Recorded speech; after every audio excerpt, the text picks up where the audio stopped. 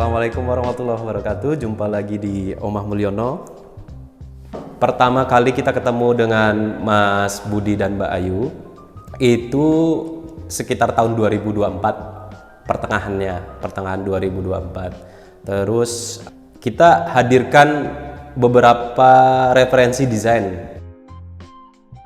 Mbak Ayu dan Mas Budi ini memilih untuk mengusung rumah idamannya itu rumah dengan bertema Skandinavia. Skandinavian itu kan salah satu cirinya menampilkan ruang terbuka hijau juga ya. Jadi bring outside to inside, istilahnya mereka kekinian kayak gitu kan. Nah jadi tema itu harus hadir di rumah ini. Nah, itu salah satu poin yang disampaikan oleh klien kami ya gitu kan.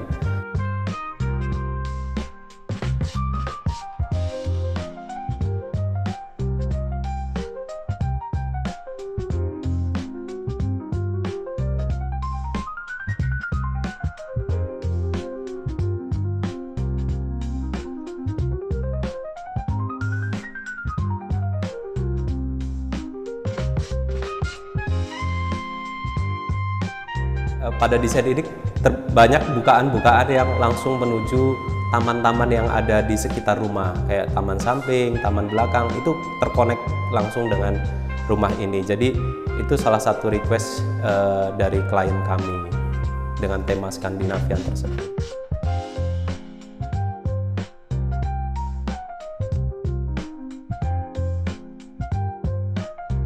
Ketika mendesain rumah ini, sebenarnya kita juga agak grogi karena kebetulan backgroundnya Mas Budi dan Mbak Ayu ini mereka juga orang desain grafis. Tapi ternyata ketika kita mendesain, setelah diskusi sebelum mendesain itu, kita tahu bahwa tema yang dipilih adalah rumah Skandinavian. Terus mereka pengen 3 kamar hadir di rumah ini.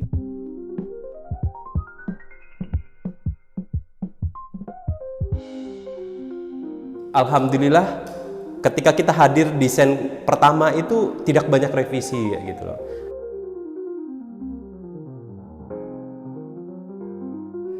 Untuk mewujudkan rumah ini itu butuh waktu sekitar 6 bulan lebih, tidak sampai 7 bulan, melalui masa hujan juga, musim hujan. Jadi rumah ini udah pernah dites dengan curah hujan yang lebat. Alhamdulillah model Skandinavian ini beradaptasi dengan iklim tropis negara kita, Indonesia.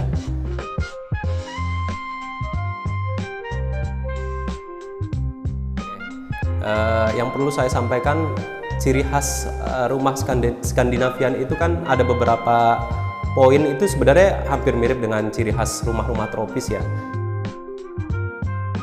Yang orang-orang Eropa bilangnya itu rumah-rumah Nordik kalau nggak salah. Nah itu ciri khasnya yang paling menonjol itu ya rumahnya atapnya curam. Nah atap curam itu sebenarnya kan cocok juga dengan iklim tropis.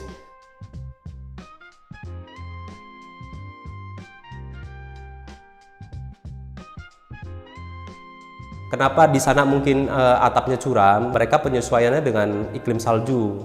Kalau salju itu menimpa atap rumah kan otomatis beban salju itu ada di atap rumah. Makanya kalau dibuat miring itu otomatis salju harus langsung jatuh ke bawah.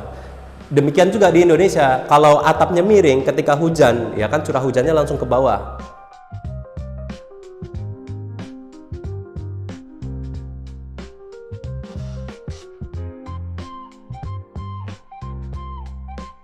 Nah, kalau di Indonesia adaptasinya berbeda.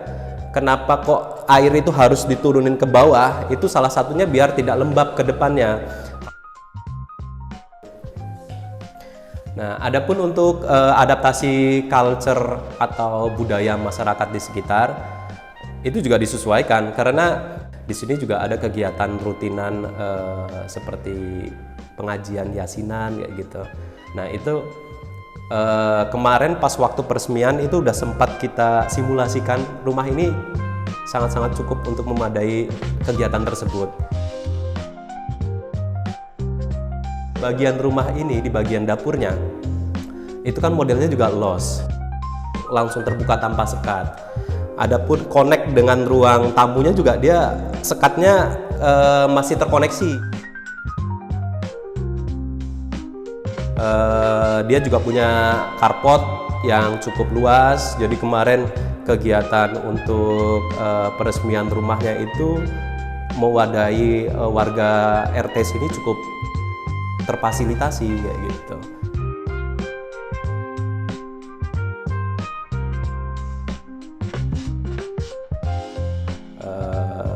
Adapun dari model rumah, karena tahu sendiri budayanya kita kan, jadi tetap adaptasinya biar sosialisasinya juga rasa tenggang rasanya juga terjaga. Makanya dari desain di fasad depan itu kita pagarnya tidak ngeblok, tidak blocking view. Jadi harapannya besok ketika rumah ini ditinggali, interaksi antar masyarakat ketika di luar itu ada orang lewat masih bisa tegur sapa. Nah itu ciri khasnya orang Jogja banget kan, kayak gitu.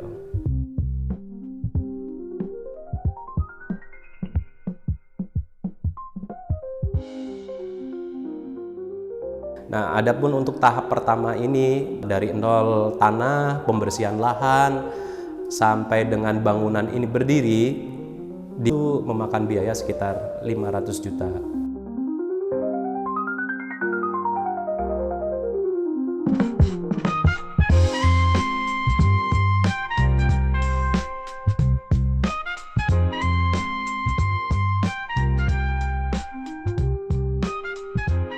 Terkait adaptasi dengan iklim tropis, karena ini di daerah sana kan daerah iklim ada musim dingin ya, musim dingin ketika musim salju mereka harus rumahnya kedap. Nah penyesuaiannya di kita di Indonesia itu model rumahnya tetap Skandinavian dengan model atap rumah runcing, tapi bukaan-bukaannya tetap harus diperhatikan. Jadi kayak di bagian rumah ini area living roomnya kita adaptasi bukaannya banyak, itu dimunculkan dengan model-model roster yang berdiri itu kan, jadi angin tetap masuk ke rumahnya ini, jadi sirkulasi aktifnya masih ada. Walaupun tidak dibukain jendela, tidak dibukain pintunya, nah, udara tetap masih berputar di dalam rumahnya ini kayak gitu.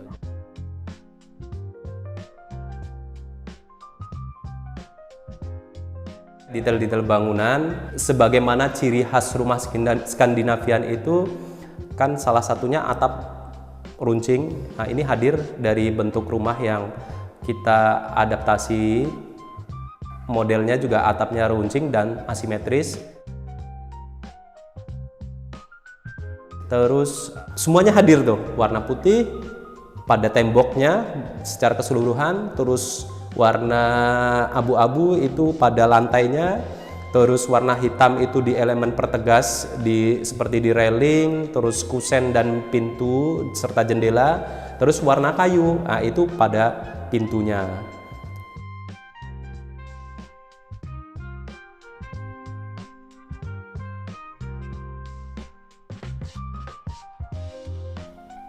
Terus adapun detail-detail lain seperti pencahayaan dan penghawaan. Nah itu pencahayaan kita bukaannya juga cukup besar, jadi ketika siang, pagi sampai dengan sore itu kita tidak perlu menyalakan lampu, rumah ini juga udah cukup terang. Jadi seperti kita lihat di kamar itu bukaannya juga lebar, terus di bagian living room, di bagian dining room itu tanpa kita harus menyalakan lampu sebenarnya udah cukup ketika pagi sampai dengan sore.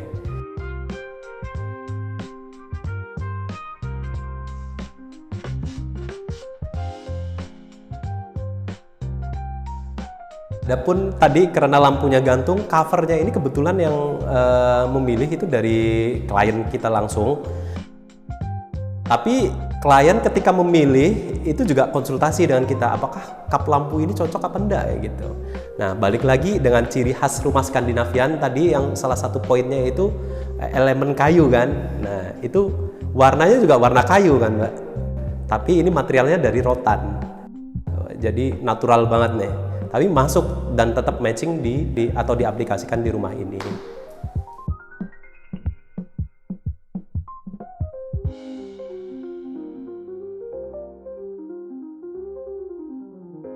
Buat teman-teman yang masih bingung untuk membangun rumahnya atau rumah idamannya, rumah impiannya, bisa langsung kunjungi portofolio kami di www.omahmulyono.com atau di Instagram bisa cek langsung di omahmulyono_arts.